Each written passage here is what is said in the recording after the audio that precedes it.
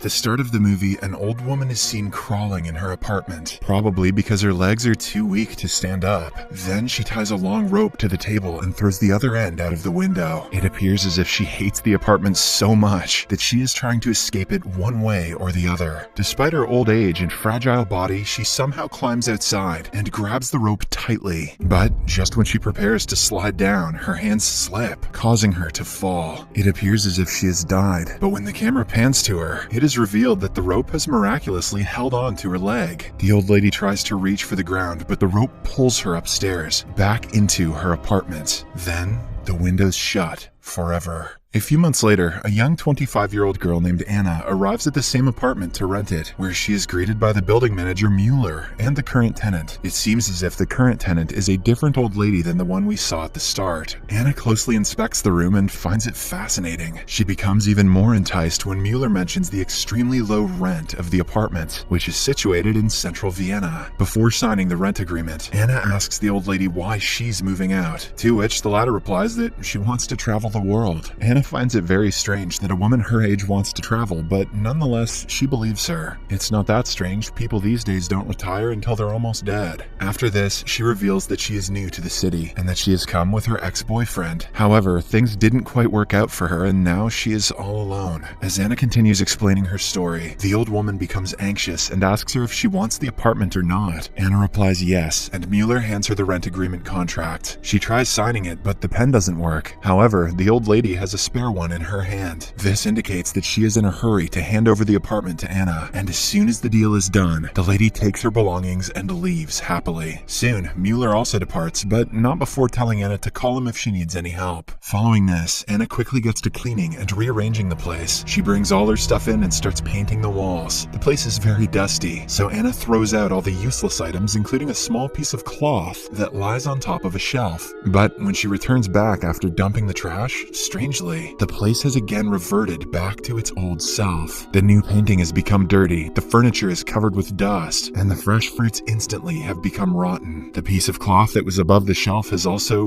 returned. Anna is stunned by the strange occurrence, but she doesn't care much and refurbishes the place once again. Anna is insane. However, every time she goes to throw the garbage bags, the apartment again becomes a mess, and because of the constant hard work, Anna's eyes start becoming wrinkly and dark. That night, she sleeps on the couch, tired, when the radio suddenly starts playing. Anna goes to turn it off, but when she sees her face in the mirror, she realizes that her face has changed drastically. The very next morning, an enraged Anna goes to the house manager Mueller and berates him for offering her a haunted apartment. She also demands her security deposit back, but Mueller responds that it's not possible. He then brings out the rent agreement contract and shows a clause which states that a tenant may not leave the apartment until and unless a new tenant arrives. The clause is written in such tiny words that a magnifying glass is required to read it. As expected, Anna bursts out in anger and threatens to report him to the police, but Mueller doesn't seem to be fazed. He simply warns her to stay in the apartment because that is what the contract states. However, Anna pays no heed to the warning and leaves. She heads straight to a clinic to obtain a medical report so that she can file a complaint with the police, but strangely, the doctor believes that her wrinkly skin and gray hair is normal for a 25-year-old woman. Anna shouts in anger that she has every right to get tested and whips out her ID. To her horror, the contents of her ID have been wiped out. Shortly after, she heads to a hotel to stay for the night. The receptionist again asks for an ID, and Anna has to pay extra money for the room. That night, Anna suddenly wakes up and realizes that she has become weak. Lo and behold, it turns out that she has become extremely old, like an 80-year-old woman. Anna slowly walks to the sink and coughs, resulting in a couple of her teeth falling out. The following day, she heads back to the haunted apartment and confronts Mueller. The latter is not surprised by her condition and simply mentions that she should have followed the protocols, which clearly say, don't get out of the house. Here, we get to know that if a tenant signs the contract and gets out of their apartments, they age rapidly until they pass away. Mueller also reveals that the apartment doesn't like to be alone, and this is why a tenant must always be there. And you thought clingy partners were bad. Following the conversation, Anna leaves for her room, and after a while, Mueller suddenly realizes that his box of matchsticks is missing. missing. He rushes to Anna's apartment and finds that the door has been locked. Inside, the old lady is sprinkling whiskey all over the room, determined to burn it down. However, when she lights a matchstick, the place doesn't catch fire. She attempts to try again, but unfortunately the house becomes angry and starts choking her. As Anna drops to the floor gasping for air, Mueller somehow opens the door and tends to her. He removes a piece of cloth from her mouth, hence saving her life. Strangely, the cloth is the same one that is always lying above the shelf. Shortly after, Mueller hands Anna a drink and starts talking about the apartment. He reveals that the apartment has been in existence for over a decade, and at all times, there has been a tenant inside. In one instance, some schoolgirls lived there, but all of them became grannies in a matter of days. The incident made it to the news and caused nationwide unrest. A minister even attempted to destroy the apartment to bring an end to the sorcery. However, he was mysteriously found dead before his plan commenced. This implied that the apartment didn't want any external interference, and so the government stopped caring about it and kept it a secret. This is why even the police don't take any actions against the supposedly haunted apartments. Now, Mueller has been assigned as the caretaker of the place, and it is his duty to make sure that people visit it regularly. It is a job he doesn't like, but one that he has to do. Before leaving, Mueller suggests a shivering Anna find a new tenant, as that is the only way she can escape the apartment. That evening, the old woman puts on some makeup and heads to her ex-boyfriend Daniel's place for help. Unfortunately, he doesn't even recognize her and says that he's in a hurry. Anna tries to reveal her real identity, but Daniel assumes that she's his ex-girlfriend's grandmother. At the same time, his new girlfriend arrives in her car to pick him up. It turns out that the two are also apartment hunting. Anna has the perfect opportunity to set them up and trap them in the apartment, but she doesn't say a word and lets them leave. Later at night, while Anna is sleeping, the radio again starts playing and some objects move by themselves. It turns out that the apartment is trying to be friends by preparing a lovely meal for her. When Anna wakes up,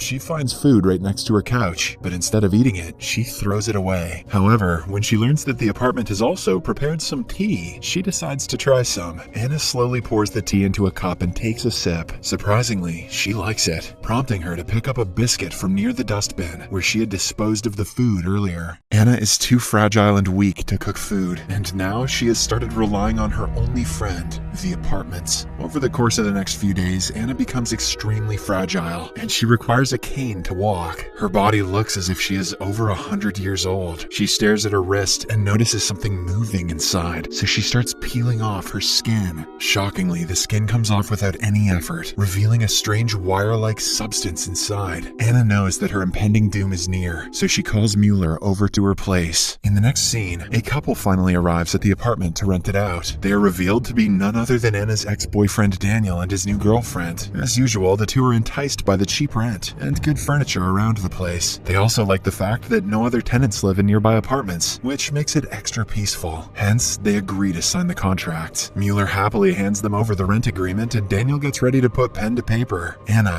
who is watching everything transpire from nearby, suddenly has a flashback of the time where she was trapped in a similar way. She recalls the pain and misery she has been through because of this doomed apartment. Hence, before her ex-boyfriend can sign his death warrant, she pours hot tea into his hand and thwarts him away. Anna then screams at the young couple to get out of her apartment and never come back. Daniel and his spouse are visibly stunned by the old lady's actions, but they leave without saying a word. With this, Anna loses her last chance to get out of this apartment. She could have trapped her ex-boyfriend and lived the last few days of her life in peace and tranquility, but she chose not to. This shows that her love for Daniel still exists, and that she is ready to sacrifice her life and end the cycle of this wretched apartment. Even Mueller is surprised by her selfishness and resilience. Before he leaves, Anna orders him to lock the door from the outside and not return for at least a few years. She hopes that if no one comes, the cycle will finally end, and the spirit inside the apartment will die. Mueller obliges and leaves the place after wishing her good luck. Now, Anna is all alone in the apartment. No one is coming to meet her, and she doesn't have the strength or physique to venture downstairs. She goes near the window and feels the breeze one last time, which makes her feel relaxed and calm. All the fear and anxiety that she faced over the last few weeks has vanquished, and Anna has finally accepted her fate. She softly asks the apartment to be gentle, and then proceeds to the couch, which will be her final resting place. Soon, the apartment commences the procedure. Anna instantly passes away, and her head is swallowed by the couch, and becomes a part of it. Slowly, her body also mixes inside the couch. Only her clothes remain, and from the old woman's heart comes out pieces of wires that automatically knit themselves into the couch cushions. Her head turns into a white cloth, and right next to it are the two identical white clothes, indicating that the apartment uses its victim to renew itself. However, with no victims left, we can only assume the apartment will soon die.